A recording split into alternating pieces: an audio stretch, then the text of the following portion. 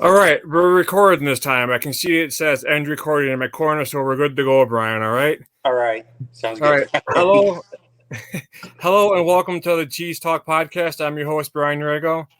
In today's show, I'll be talking Packers sports life with my guest, Lions fan Brian Dudek.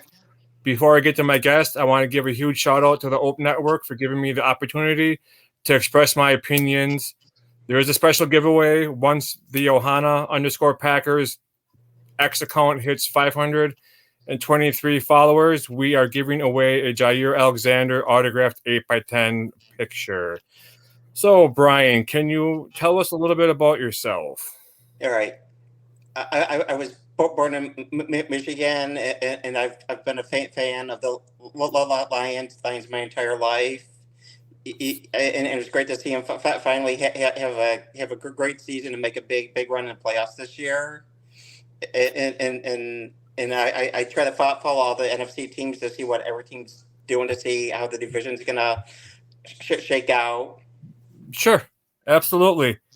Okay, so what I'm going to do is I got questions that concern the Lions, the Packers, the Bears, and the Vikings, and I'll just ask for an answer and we'll elaborate on questions and answers and go from there. Okay.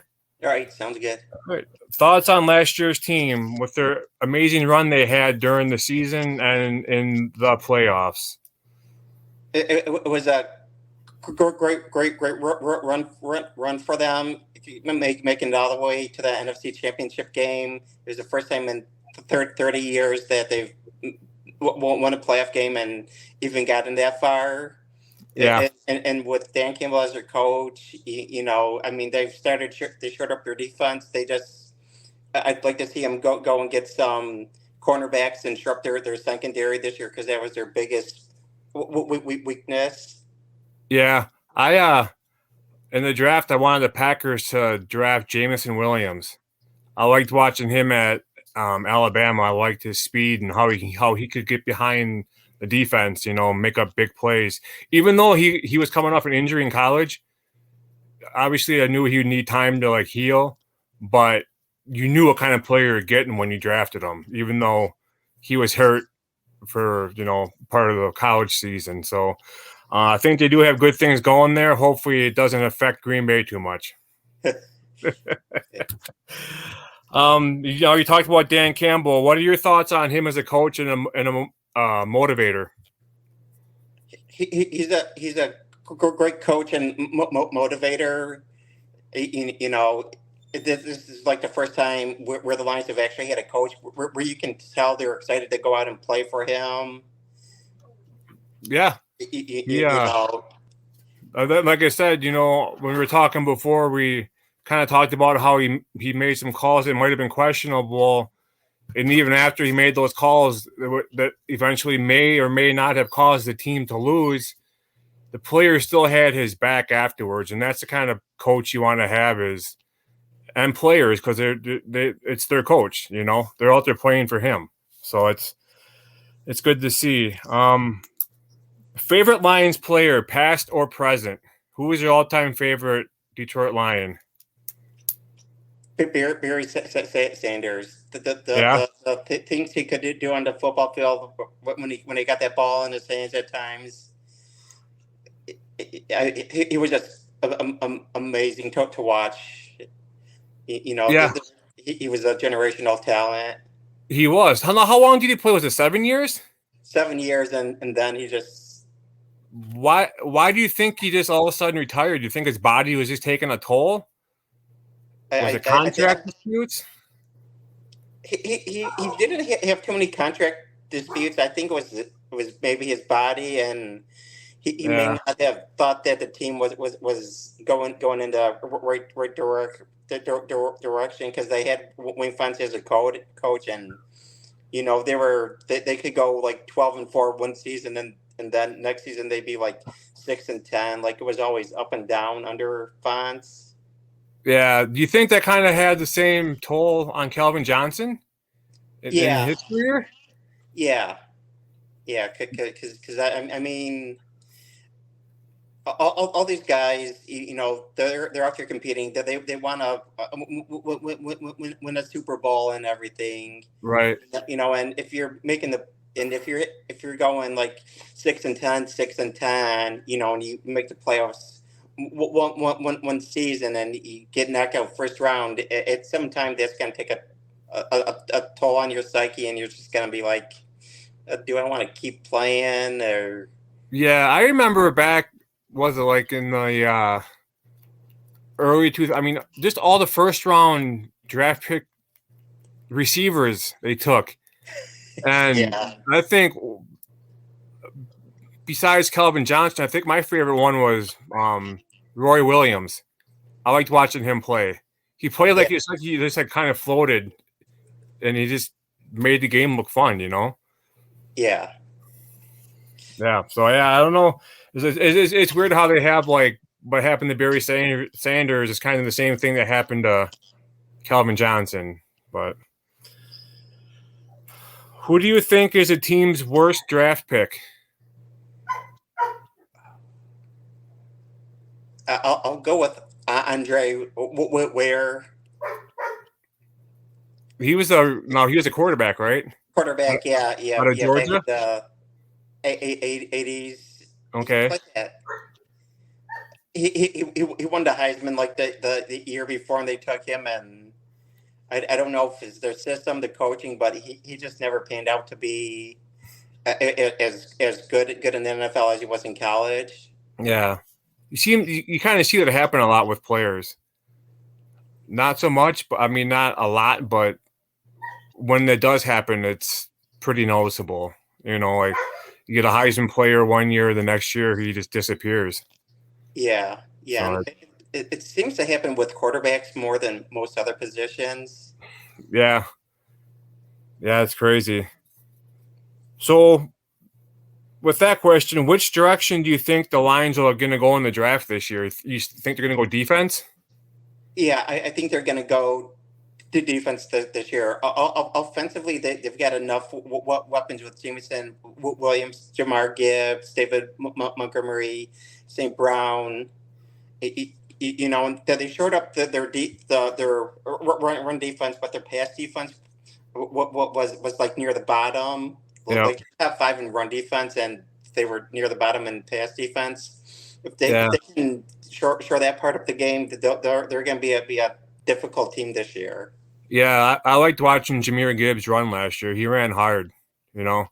Something about those Alabama running backs that they just come at you like a wrecking ball, which is kind of the smash mouth football that people like to watch. So, worst coach that you've seen for the Lions in your lifetime? That has to be Wayne Fonts, probably. Okay. I'm not sure how many seasons he was there, but he's like the winning against and losing against coach in franchise history, which is kind of an odd stat. Yeah. They could go 12-4, 11-5, and make the playoffs, and then next season they're going 7-9, 6-10. They were never very consistent under him. Yeah. When Scott Mitchell at a Halloween party, one year dressed up as him and was mocking him. It's not good when you have your players mocking you. Yeah, I never knew about that. That's interesting that happened. So when I think of great receivers through Detroit, I think of Calvin Johnson, and I remember like the mid-90s with Herman Moore. Between those two receivers, who would you want on your team? If you were to get a team together right now and you had to pick those two in their prime, who would you pick? I take Calvin Johnson just because I want to say he was probably taller than Herman, and he was very, very, very tough to stop out there. I mean, I've seen him have like three players draped around him, and Stafford would just throw a ball up, and he just jump up and a leap, did the three defenders and haul it in. Yeah, for sure. He was just something different to watch out there. All right. I was going to ask you your thoughts on Barry Sanders, but you kind of already said that, he, after 7 years, you didn't know if it was the direction the team was going or his body taking a toll but you said he's your favorite line of all time, correct? Correct. Yeah. He was fun to watch, even though I was born in 82. So he was drafted in 89? 89, yeah. So I would have been 7 years old. So I'm still kind of, thinking back to when I was 7 years old. I can't remember half the things that happened yesterday. So Yeah. No. Okay, now we're going to head to the Packers section. All right. Do you think Jordan Love is the future at quarterback for the Packers? Yeah, I do. He had some rough starts at the beginning of the season, but then he started turning things around there, and it kind of started with I want to say the game before they played Detroit on Thanksgiving, and then the game against Lions on Thanksgiving, and he kind of seemed to start figuring things out there. He probably still has some things to work on, like not throwing the ball across the middle field like he did against San Francisco. Yeah. I mean, we have seen some quarterbacks that can make those throws and make them work, but yeah. I mean, 90% of the time, that's a big no to do. Well, he's just used to seeing Aaron Rodgers do that. Yeah.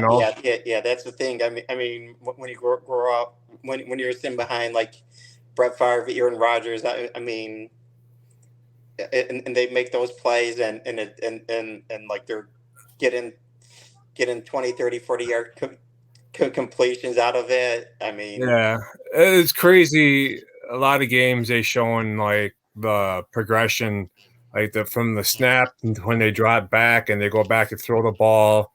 They have like a side by side of like Jordan Love, Aaron Rodgers. It's like almost exactly the same. Like their mechanics and their release and their back foot is all the same. I don't know what's going on in Green Bay, but they've got something special when they come to like progressing quarterbacks. Yeah, and having an eye out. I mean, it's just crazy. With our wide receiver room, who do you see as a wide receiver number one? Probably right now it's what Watson I think is what wide receiver number one. That might be an area Green Bay wants to address in the draft is try and find another receiver or so. Because I remember like when you guys had Adams and Jordy Nelson. I mean, Randall Cobb. You had 2-3 legitimate number one wide receivers there, and if you trade this one down, the other one. If you trade this shot, well, I think we have. I'd go with Watson, then Romeo Doubs, and then we had Jaden Reed, who is a speed receiver. Then we had Dontavian Wicks, who had that breakout game against the Falcons. And then we had Malik Heath, and we got the 2 tight ends. So we have 7 legit targets to throw the ball to. I think we do draft a receiver in the draft, but not like in the earlier rounds.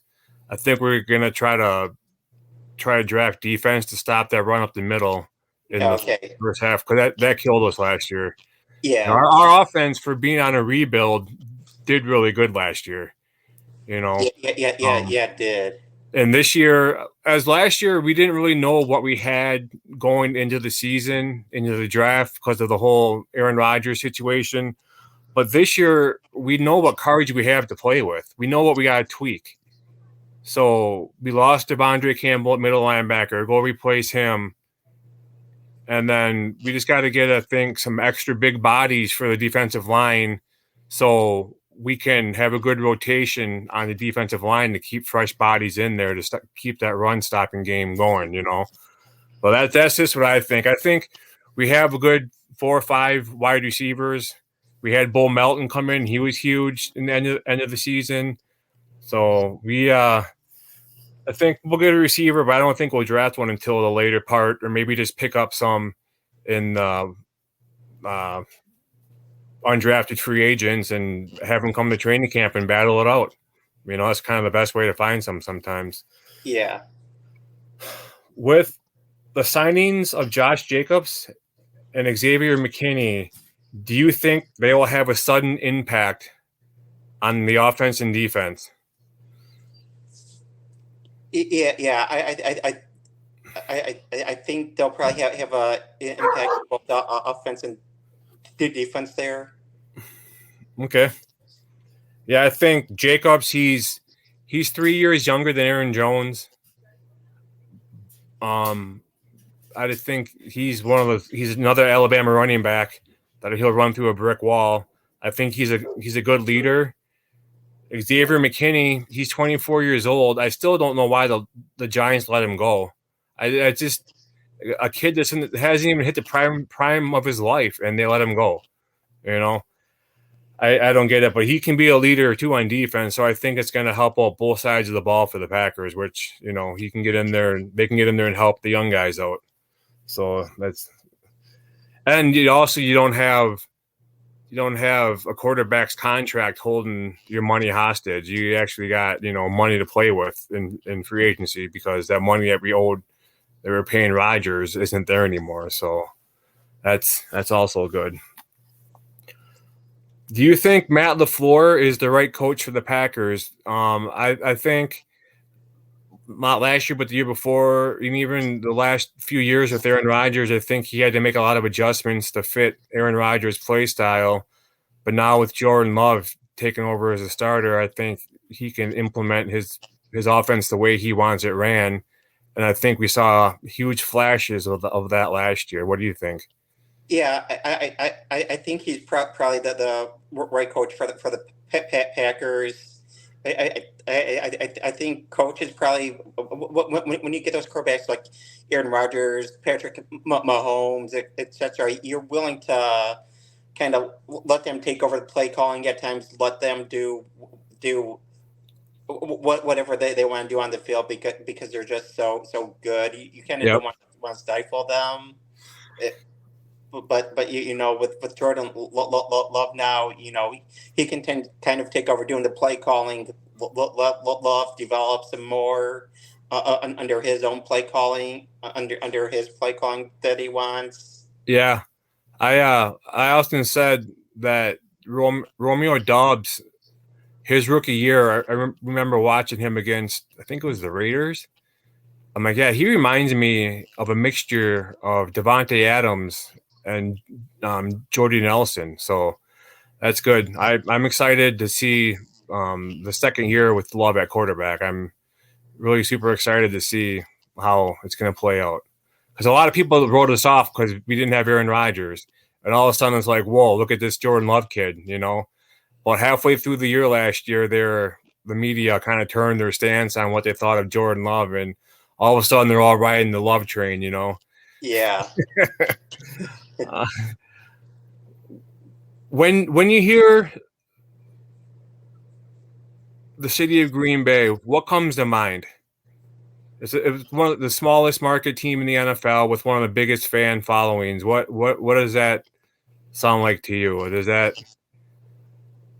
I would say it's just like a love affair that the city has with the Packers. I mean, it's something that everyone can cling on to. Being such a small city, it's not like Milwaukee or Madison. A big city. Yeah. Sometimes when you put teams in a small city, you're going to get more passionate fans. Yeah. There's a lot of Packer bars out west. When I was younger and did some traveling for one of my jobs, we always managed to find, like out in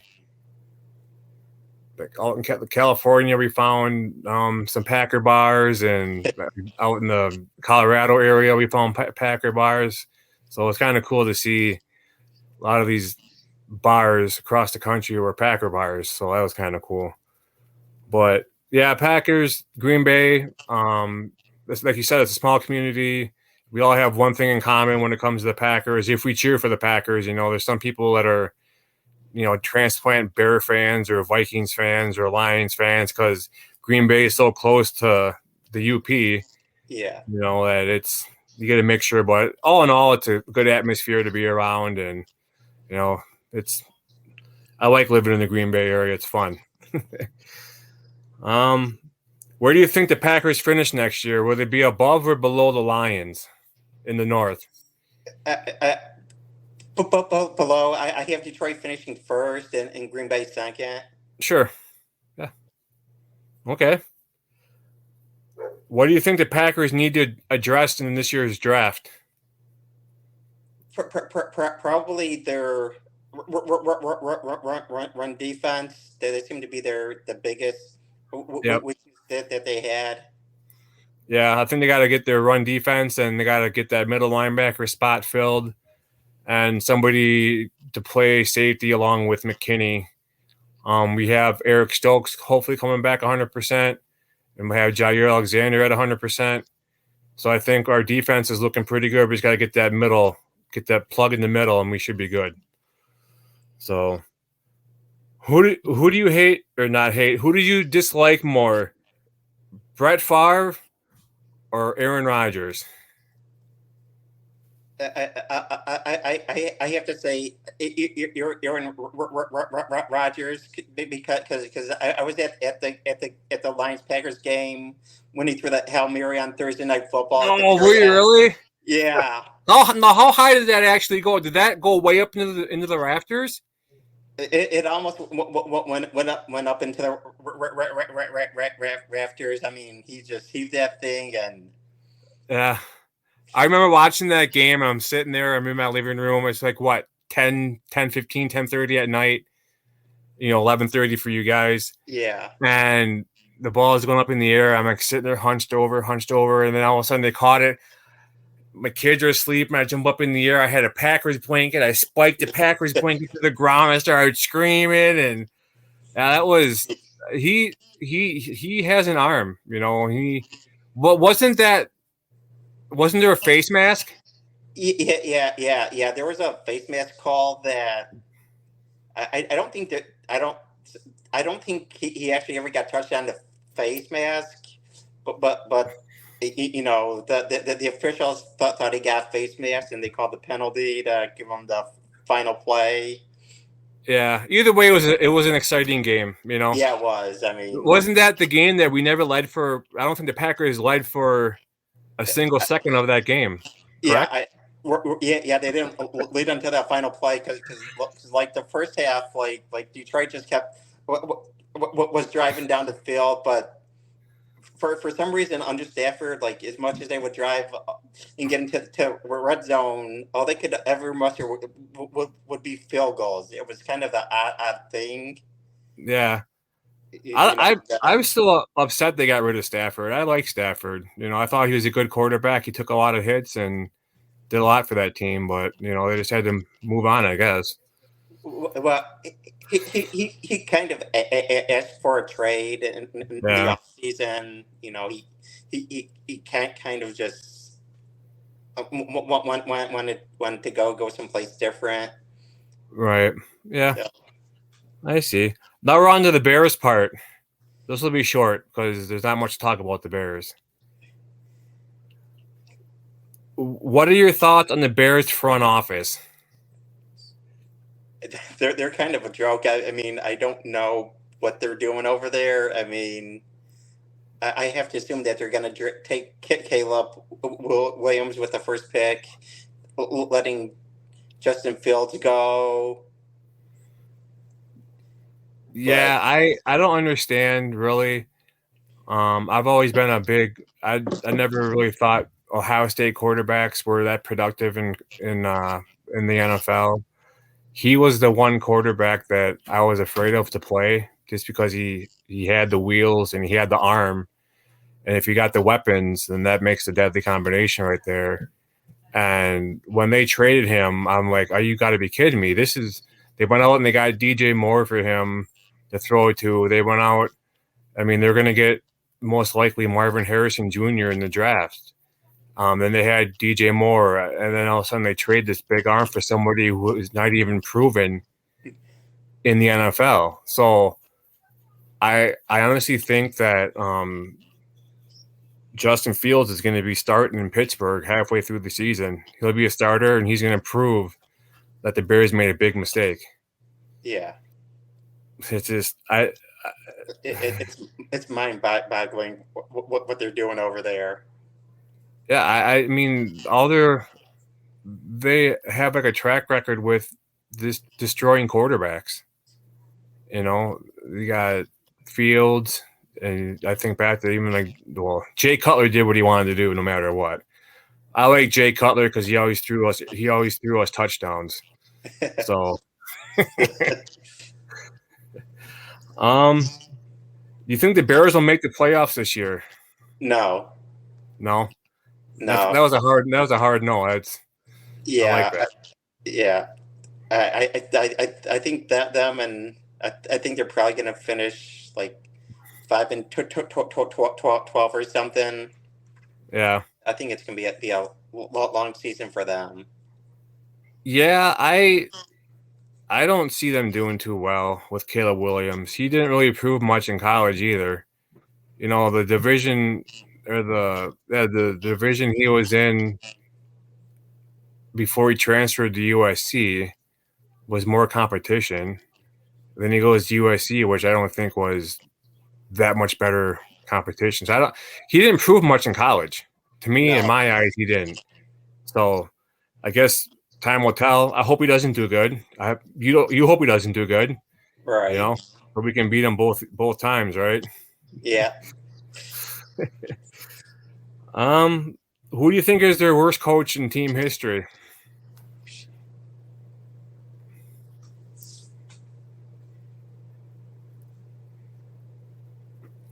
Probably their current coach. I'd have to go back and research all their other coaches. I just, I got into football. Like I was born in '75, so I started watching football in like the early '80s, and I just remember Mike Ditka there for most of his career. He was their coach, and he was a hard-nosed coach. Right. I remember Lovie Smith, and then Eberflus, their current coach now. It's they crowned Justin Fields the king of the NFC North, and he didn't do anything. So I don't like how they just destroyed his career. Yeah. In my eyes, I think they destroyed his career. All right, on to the Vikings. How much did Kirk Cousins leaving to the Falcons impact this upcoming offense for the Vikings? I'm going to say 100% because I think they thought he was probably going to resign with them. Now they're probably going to go and try and find a quarterback in the draft. I was hearing that they're going to trade up and get JJ McCarthy. Yeah, I kept hearing that too, and it kind of makes sense if you need a quarterback that they go out and try and get McCarthy.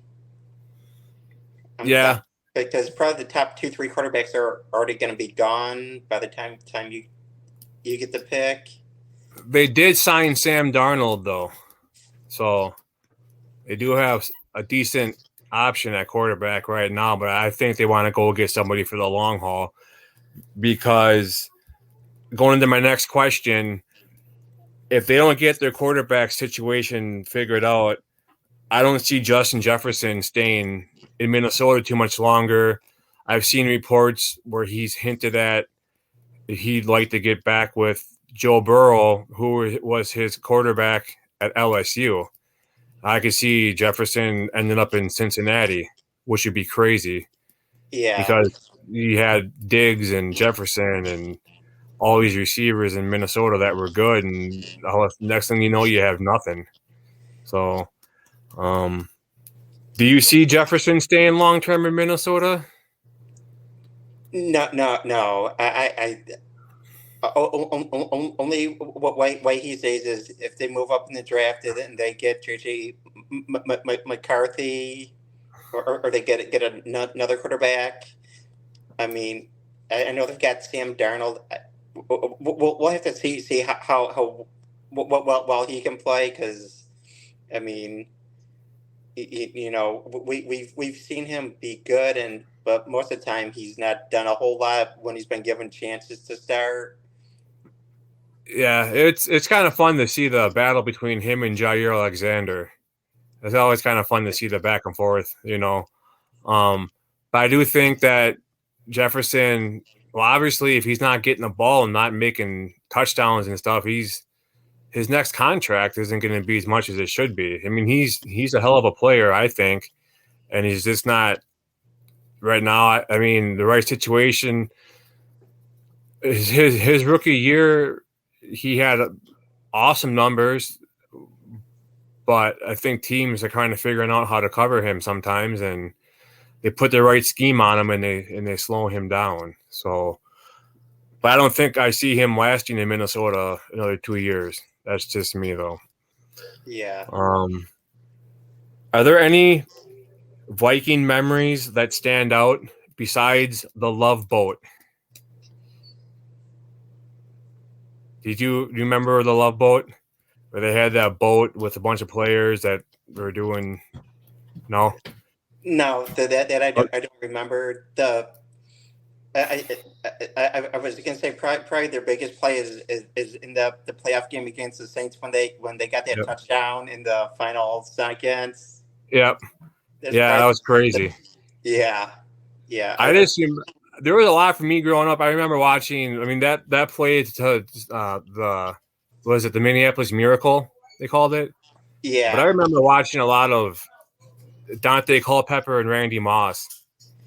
I just remember year after year after years being torched by them, and we couldn't stop them. I remember when Moss fake mooned the crowd at Lambeau. You know? I remember that. Yeah.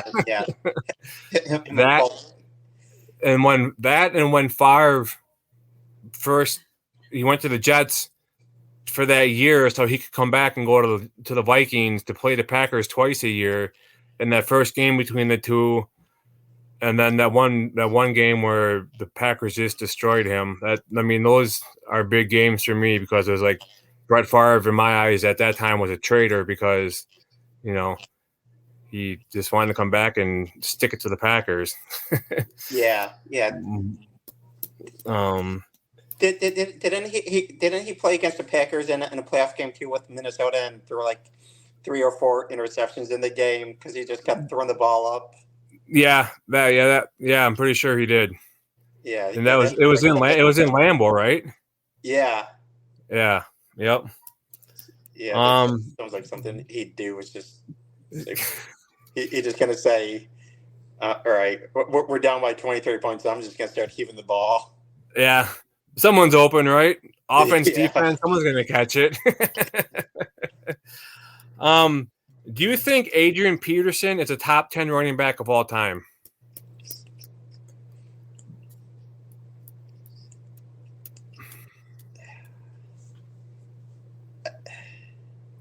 Oh, that's a good one. I'd say probably top 15. Top 15, 20 maybe? Top 15, 20, yeah. I mean, there are a lot ahead of him. Yeah. You're going back. You got Jim Brown, Walter Payton, Barry Emmett.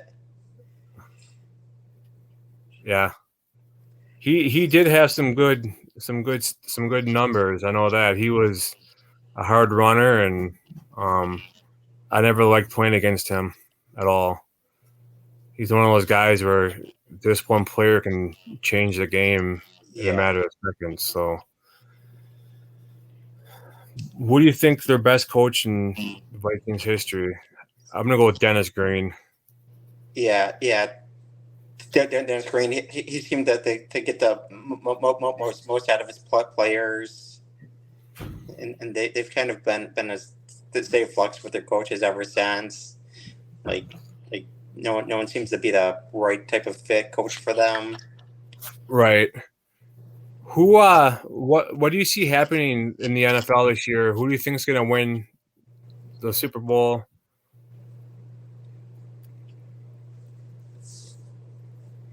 I'm gonna say 49ers. I think they're getting very very close there, unless they have a whole bunch of major changes. Sure. They've kind of they've been to the NFC Championship for the past 5 years. They've been to the Super Bowl twice. Yeah. Yeah, I'm not sure. I mean, I hate to say it, but I think the Chiefs, if they keep rebuilding and keep on tweaking every year to fix a hole that maybe somebody left, or I think they're gonna have a couple more years of winning. Yeah. Do you see the Packers winning it at all in the next 5 to 10 years? Yeah, I can see the Packers winning it all within the next 5 to 10 years. I mean, yeah, for sure. I'm trying to think. Where do you think the Lions are going to go? Who do you think is going to be their first pick of the draft this year? That I'm not sure. I've been doing some research, and some people have been posting stuff. I'd have to go and get the names, because there's like a few cornerbacks out there, few safeties. Yeah, let me pull up the Lions mock draft real quick. And Lions mock draft. Let me see here.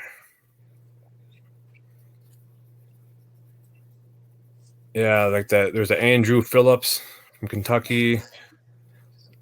Looks like some people have them taking a center in the first round, an edge rusher, corner, receiver, corner, linebacker, safety. So kind of all over the field on both sides of the ball, which is good. Like you said, their offense, Amon St. Brown, Jamison Williams, and they traded Hawkinson, right, to the Vikings. Yeah. But they have a solid offense. I know that. Jahmyr Gibbs. Yeah, and then Laporte at tight end. Sam Laporta, yeah, he's good too. Now, did they sign Goff to an extension? I don't think he's been signed yet, but there's been talk that there's close to signing an extension. Okay. What is your experience as far as like what you see with the people that you follow on Twitter? Like overall, do you think it's like a positive experience for you? Yeah, for me, it's been a positive experience. Most of the people I follow are sports fans, and even if they're from different fan bases, yeah, we're able. We don't do a lot of trash talking with each other. And yeah, I've seen that too. I've tweeted out several times, and you could probably vouch me on this. I've always said it doesn't matter who your sports team is. It's just nice to talk to people. Then I always say, unless you're Bears fans, I always throw that in there. But it's always, for me, it's a fun experience to interact with people from all over. Just last week, I was doing a podcast with a guy over in the UK. So, and he educated me on boxing. So I don't know if you saw that episode or not, but he was talking boxing with me, and I've been watching some boxing videos and watching boxing on TV ever since I've talked to him. So it's kind of cool to go into somebody else's and like what they like to do, and